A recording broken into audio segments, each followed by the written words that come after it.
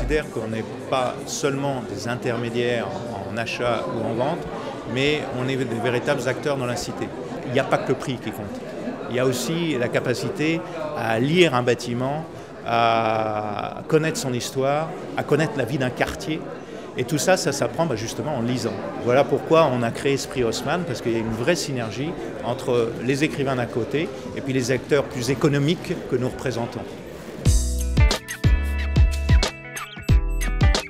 Tous les ans, c'est la surprise. Il y a une vingtaine d'ouvrages qui arrivent sur la table. Et puis avec le jury, d'abord il faut les lire. Et puis ensuite, on découvre la diversité de tous ces ouvrages. Puisqu'on a un ouvrage sur hygiène et morale de Patrick Camoun, où on décrit l'histoire des HBM, ces habitations bon marché qui sont devenues les HLM modernes. Et toute la philosophie politique et morale qu'il y avait derrière la construction de ces habitations à bon marché.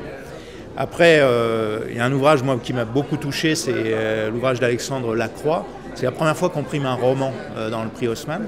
C'est Voyage au centre de Paris. Ce sont des petites histoires qui se sont passées au niveau de certains immeubles.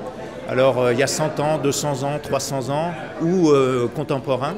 Et ça participe à, je dirais, à illustrer la vie et la richesse de la vie qu'il y a à Paris. Après, il y a quelque chose qui m'a beaucoup plu, c'est le peuple des tunnels. Là, moi j'ai découvert quelque chose que je ne connaissais pas, c'était une compagnie qui a créé le métro parisien et qui, elle, était responsable seulement de la création de 2 lignes de métro.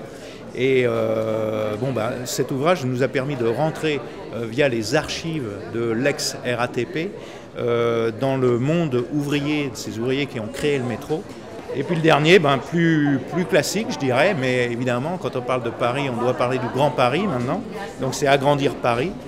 Et ce qui m'a intéressé, la particularité que j'ai notée dans cet ouvrage par rapport à la profusion de livres qu'on trouve, c'est le parallèle de l'aventure du Grand Paris avec ce qui peut se faire dans les grandes métropoles européennes. Et je trouve que c'était des éclairages assez riches. Effectivement, nous enrichir. Nous aussi, on a besoin culturellement, je dirais, pour être des véritables acteurs à Paris et en Île-de-France, de connaître notre territoire, de connaître notre histoire. Et ça, je pense que c'est de plus en plus incontournable.